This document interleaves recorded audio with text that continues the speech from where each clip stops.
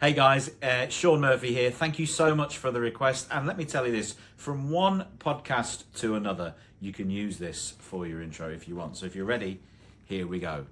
Snooker Loopy, nuts are we, me and him and them and me. We'll show you what we can do with a load of balls and a snooker cue. Pop the reds and screw back for the yellow, green, brown, blue, pink and black. Snooker Loopy, nuts are we, we're all Snooker Loopy. Hello and welcome to day 4 of the Snooker Loopy Crucible Chat podcast daily updates for the World Championship. My name is Tom Mayhew. Eventually that'll be much slicker, maybe by day 17, who knows. But I'm joined by my very good friend. What's that coming over the hill? Is it a monster? No, it's Joe Hannard! Well, a very good evening, Hazel. And a very good evening, everybody at home. And it very much is the evening, Tom. It's very nearly the morning as we're recording this. Some late night Crucible drama on day 4. I mean, what a day of snooker it has been once again. This has got to be up there with some of the best snooker we've seen in the first 4 days of a World Championship, possibly ever. Tonight was the first time we had real drama, though.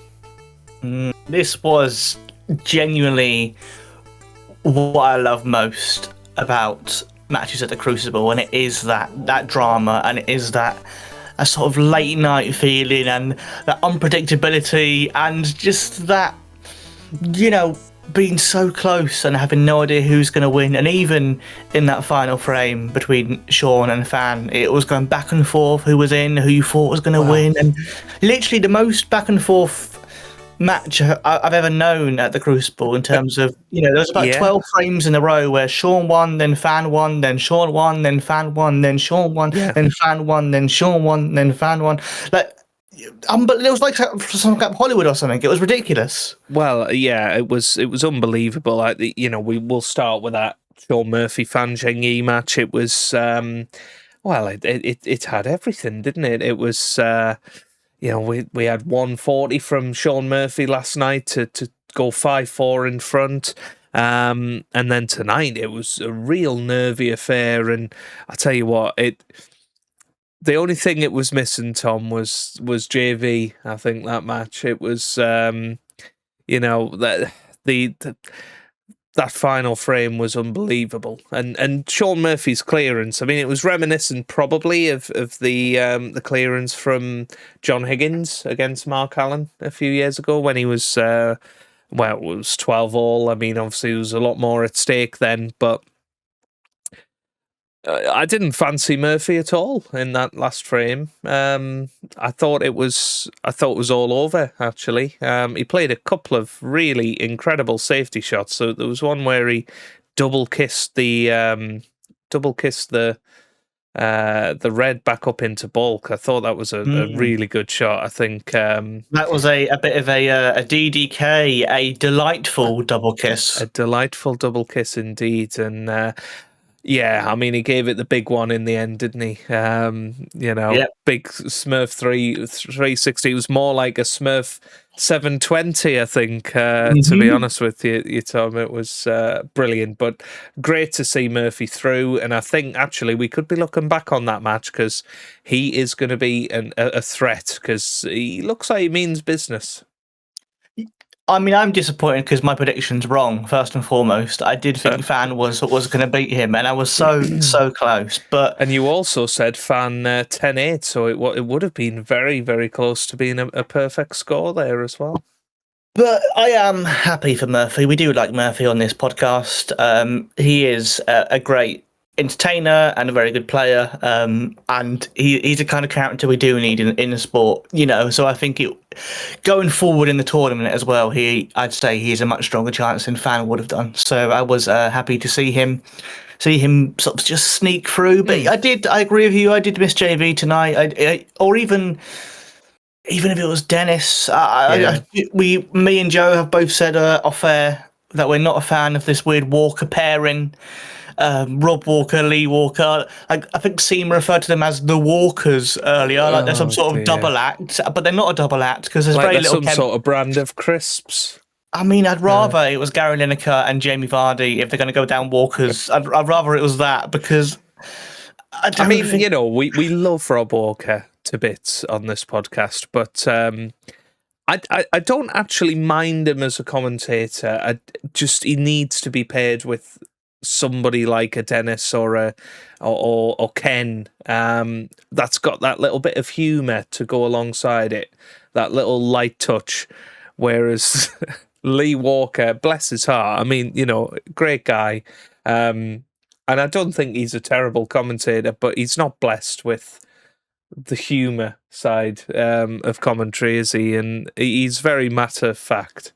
That's the to say the problem least. with the pairing. Often, what you would need, the lead commentator and then like the colour commentator. And the colour commentator would be the more light-hearted, more sort of whimsical, and the lead commentator is the one who brings the energy. And Rob Walker brings a bit of energy. He's not Virgo levels, but he brings a little bit. But then Lee Walker isn't the entertaining presence. And also, he's not. I said about Bingham yesterday, I didn't think he was excellent. I think he's still finding his feet, but at least you can say, yeah, but he's a former world champion. He's won the Masters. Whereas Lee Walker hasn't even got... a world seniors champion, Tom. I know, but it's not the same experience to draw from, is it? Let's be honest. The only reason is because he's Mark Williams' coach, which, he would have been a completely forgotten about character, really, had it not been for that. So fair enough, that was the only sort of downer on that match, and it did feel like the BBC just didn't really want to show that match, because 2 nights in a row they took it off air on BBC4 before the conclusion of Murphy, which I find interesting. I don't know whether it's anything to do with these contract negotiations or anything. Maybe they're refusing to air Sean Murphy these days, but do you think they'll edit him out of all the coverage going forward? But quite possibly. But no, it was a brilliant match, and as you say, Tom, it is one where I claw one back in the predictions, because you predicted Fan 10-8, I predicted Murphy 10-5, so Smurph 360 gets me back to 9-5, although you are going to get some more points tonight, it's fair to say. So we will move swiftly on to the morning session, which of course comprised of strictly Chris Wakelin against debutant Liam Pullen. Solid first session for both players, I think. Nice and close, 5-4 at the end of that one. How do you see that one going tomorrow? Liam Pullen started very well, and similar to Stan Moody, I was kind of glad he found his feet quite early, and was, he especially in the first frame, he did very well. Then Wakelin was pulling away, and I was a bit worried. I was a bit like, okay, is Pullen going to really struggle? But he did manage to sneak back into it. Quite similar, really, to the other match in the morning, which was Gary Wilson against Judd Trump. Very similar in that Gary Wilson was pulling away, and then Trump just went on a bit of a streak, and it ended up very close. Yeah, Gary Wilson started the match quite well. He was 4-1 up, at least one century in there. There was 2 monstrous flukes from Judd Trump, which is, par for the course for Judd. And he somehow came out of that session 5-4. Realistically, it could have been at least 5-4 the other way, if not 6-3, Gary Wilson. And had it been maybe, he would have clinched the match, actually, because he started quite well this evening. But, Gary Wilson, as I've said many a time, he's somebody that is his own worst critic, really, and just has a bit of a sulk when things don't go his way. And I think that was very apparent tonight.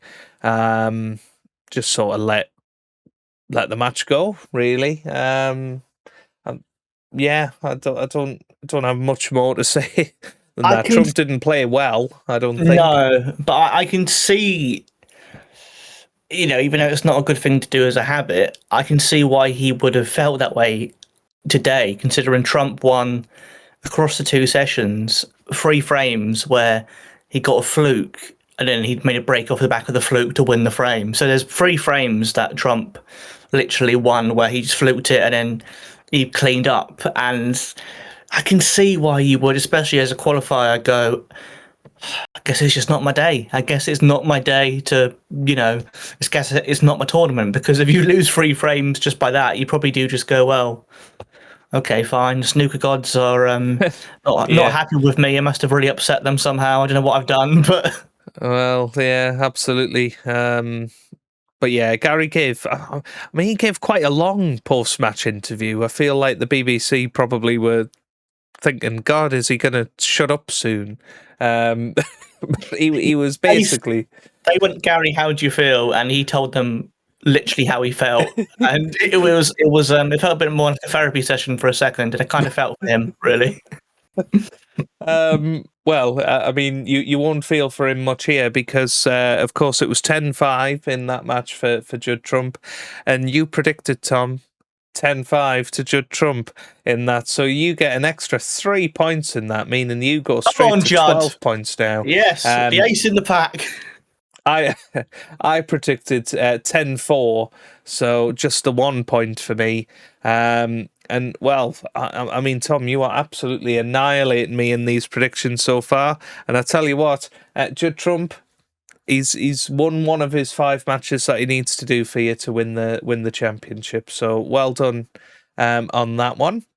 Of course, the big player playing today that we haven't even talked about yet, the Rocket. Ronnie started his campaign this afternoon. He was playing Gao Chang, played reasonably well. He was 5-0 up. I think Hay could have won at least 2 of those frames. So I think the scoreline flatters him a little bit at 7-2. But what were your thoughts of Ronnie? Did you see much of his play this afternoon? I watched every single shot, Joe, because it was Ronnie, so I had to watch it all, apart from tomorrow where I can't because I'll be at work. But so I had to watch it all, and it was interesting, really, because obviously the score would make you think that Ronnie was on fire, and obviously it's Ronnie, so there was some incredible moments, some incredible shots, and some breaks that only he could do, and he definitely looked decent, but I do also think that Hendry said a couple of times that literally her wasn't doing anything to stop Ronnie, and it did feel a bit like that, a bit rabbit in the headlights, a bit, just like someone who didn't, like someone who's not in the same league, really, which I guess he is if you look at his ranking and stuff like that, but it really was a very mismatched first 5 frames. Then luckily her did get a couple of frames on board, made it a bit more respectable, but for the first 5 frames, Ronnie was in second gear and he didn't have to be above that. So he was very, he did the job, did what he had to, but he wasn't challenged at all. Yeah, and that's what I sort of feared about this match. I think I said it in the preview. I think when the young Chinese players take on Ronnie O'Sullivan, there is that real sort of awe and sort of they see him as a hero when they take him on. And it's very rare for somebody to go out against Ronnie and play well for anybody at any level. But at the first round, the Crucible, you need Ronnie to be really off his game to have a chance. Even Ali Carter last year lost 10-4. So, solid performance. Lots of breaks over 70 for Ronnie. So, he's clearly queuing well in and around the balls as you would expect. His long game seemed okay as well. So, good to see. Be interesting to see how quickly he finishes it off tomorrow, if at all. Obviously, he could come back and win that, but it seems unlikely. Ronnie will want to get out of there pretty quickly, and then sets up a mouth-watering clash against John Higgins. So that's one to look forward to over the weekend. Of course, on the other side of the arena, Wu Yiza was playing Lei Pei Fan, who, of course, beat Kyron Wilson last year. Ran Zhao Xintong pretty close as well in round 2. But yeah, he just wasn't at the races, was he? Wu Yiza, incredible performance. 10-2, by far the most comfortable World Championship match so far. I did feel for Pei Fan because literally he just had such a bad first session that I was kind of surprised he turned up for the second one, because you must know at that point there's only so much you can do, and you must just go, right, I've got to do this, fine, let's get it over with. And yeah, but Will Yiza, if you look at his breaks, do you know what I mean? He was clearly playing some very, very good snooker, and I mean, there's a reason that some people have backed him to reach the final, Joe. Well, exactly. That's all I can say is exactly. We will see how it goes tomorrow. In the second round for Wu Yiza, but yeah, 2 century breaks, an 80 break, 2 breaks, a 90. You know, he's in some great form. So yeah, looking forward to seeing what he can do going forward. And I think he'll be on the other side of the arena when I go on Sunday. So I'll see him in person for that. So that means, Tom, that there's another prediction to fill in. And sadly for you, Tom, this one didn't work out. You predicted Lei Pei Fan to win 10-8. How could you do that? I predicted Wu to win 10-6, so I get 1 point there. So that means at the end of day 4, with 5 more matches to come in, you currently lead 12-7. Just to remind you of some more of your predictions. So O'Sullivan 10-4, possibility. Wakeland 10-6. You're in the game. Pang 10-8. Jack Jones 10-9, and Hossein Vafai 10-9. So some really interesting ones. I regret both of them now, because just the way the seeds are playing, I regret both of those now. I really do. Whereas I've gone O'Sullivan 10-2, so I need O'Sullivan to win the first 3 frames tomorrow. Liam Pullen 10-9. Robertson 10-6. Jack Jones 10-7 and Si Jiahui 10-9. So it's all to play for. It's all going to come down to these last 5 matches, and a couple of correct results here and there will change the whole of those predictions. So exciting times coming up over the next few days. But looking ahead to tomorrow, Tom, day 5 of the World Championship. In the morning, Chris Wakelin will be taking on Liam Pullen to finish. If it gets finished, that is. That might go pretty close to running over. And speaking of running over, Mark Selby and Jack Jones start on the other side of the arena. So be interesting to see if they can get their 9 frames in. Afternoon session, Ronnie O'Sullivan finishes off his match against He Gao Chang. Si Jiahui is taking on Hossein Vafai. And then in the evening session, bit of a blockbuster lineup actually. Neil Robertson starts his campaign against Pang Jung-soo, and Mark Selby finishes his match off against Jack Jones. So that could be a great evening session tomorrow night as the Selby match goes to a conclusion, and Robertson getting off the mark. So yeah, what are you looking forward to? I mean, I'm not looking forward to an early night. That's what I'm not looking forward to. And we're recording this at 10 past midnight, and it's just really hitting me that we're going to be up again, if not later tomorrow. So yeah, well, absolutely. Go on. I do love a scrap fest, and I do love a tactical battle. So I think Selby and Jack Jones could be fascinating and could be a good watch, like a bit like the Wilson Trump match tonight, actually, in that you wouldn't expect it, but there was a lot of really scrappy sort of tactical play, and it isn't what you'd call exciting attacking snooker, but there's still something kind of fascinating about it, and you still do enjoy the tension and the back and forth and the match play. So I think we'll see a bit more of that tomorrow with Selby and Yeah. Jack Jones, which will be good. And it'll be interesting to see Wakeley or Pullen, because I like them both. So I've got real mixed feelings. I kind of hope it's close, but at the same time, I would take Wakeley winning comfortably if that's a possibility. Yeah, I mean, it's going to be a good day of snooker. I think we'll have lots to talk about tomorrow. So yeah, looking forward to it. Before we finish, Tom, a little bit of news for the channel. Earlier today, we hit the big 1,000 subscribers, didn't we? Smurph 360. There we go. Thank you, everyone. So yeah, massive thank you to everybody for your support throughout the World Championship so far. It's an absolute pleasure, and to hit that target so quickly within this World Championship is absolutely amazing. So thank you very much for all of your support.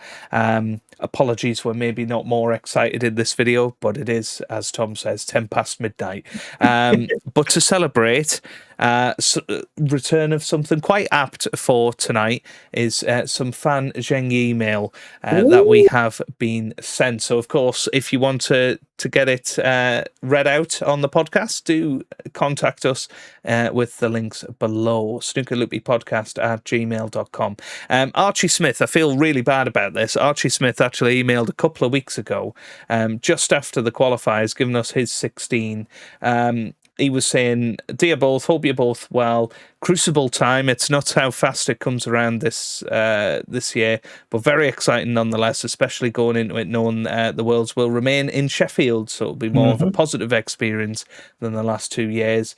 His 16 qualifiers were Bingham, Ford, Aaron Hill, Zhou Yulong, so he got one there, Stan Moody, Joe O'Connor, Pang Jung Soo, so that's 3, Ricky Walden, Chang Bing Yu, Lei Pei Fan, so he got that one, Jusa, Zhang Anda, which was another one, Martin O'Donnell, Stephen Maguire, Jamie Clark, and Jack Lazowski. So he got 5 of the 16.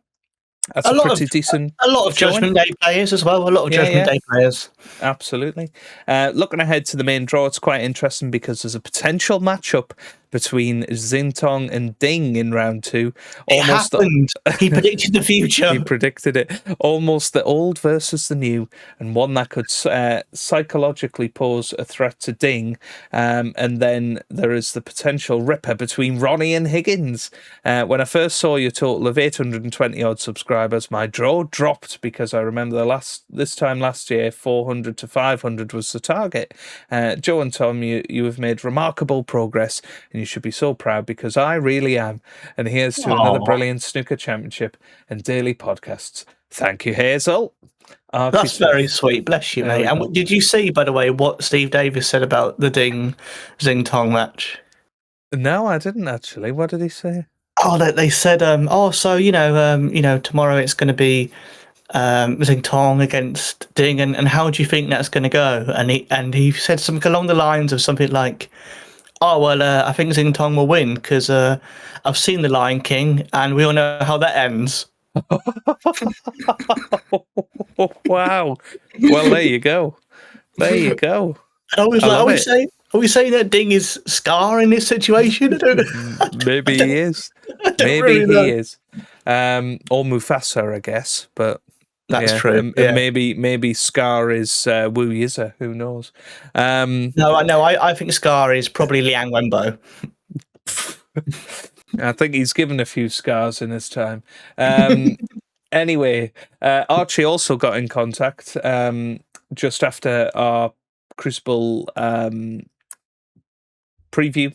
No, it was Monday actually, so it was 2 days ago. Dear both, hope you're both well. Emailed you after the qualifiers, but seemed to have not registered on the podcast. Well, it has now. He predicted 5 out of 16. Yeah, very good. There's a few things I want to say. Firstly, I said this in the last email, but you're at 979 subscribers at the time of writing. Kind of put into words how proud I am of you, Joe and Tom. So thank you very much for that. He's got a bizarre story to tell us from the build-up to the championship, where, you know, Midnight, the sponsor that offers a fan money after 147, Mark Allen got it last year, but Midnight on the WST website announced that the cue ball would be neon green. Yeah, I don't know if you've seen that, and had a picture of Kyron holding it. An April Fool, I believe. It was, but I believe somebody on either WST or Midnight itself put out the tweet 2 days early, so yeah, they have to try and keep that joke going for 3 days. So yeah, so yeah. Well, Archie Smith was fooled. He said it was very weird, if you ask me, but it looked real. There you go. Yeah. Finally, JV's tribute was so lovely on Saturday. I don't know if you were there. No, I don't know if you were, but I stood and clapped for the minute. Yes, I did do that actually. Oh, bless. As well. And the pictures from the memorial service look lovely. On the recent quiz Wakeling on Mark Williams, I was playing along, got a high break of 23 in one go. Ooh. Ended up with 24 points overall. Anyway, I hope this is registered this time. Yes, absolutely. I hope you're doing well. Quite an old member of the podcast, remembering the 400 subscriber target now. Can't believe I've been following for over a year. Thank you, Hazel. Archie Smith. So thank you very much, Archie. And we've got one more from our friend Matt in Middlesbrough, who said, good evening, gents. Just wanted to say how much I'm enjoying the daily Snooker Loopy episodes covering the Crucible this year. How good was it to see the GOAT play well yesterday? I especially enjoyed Dennis intro, including all of the BBC team, but there was one person he didn't welcome. Where's Vicky? There's Vicky. Good evening, Vicky. Keep up the good work, lads. P.S. Hope there's no more fluke dreads like the one Judd fluked the other day. Matt, well, there you go. Matt's talking as if we're reading this 3 days in the future. There was many flukes from Judd today, so there you go. But thank you very much for sending the emails across. Do get in touch down below if you want us to read it out. So I think we're about there, Tom, with our podcast today. We've done well. We've kept it under half an hour, which I think was the goal. And now it might be time to get some sleep before what is going to be a very long day of snooker once again tomorrow. It's very much good night, Hazel. Yes, good night, Hazel. Good night, Vicky. Good night, everyone.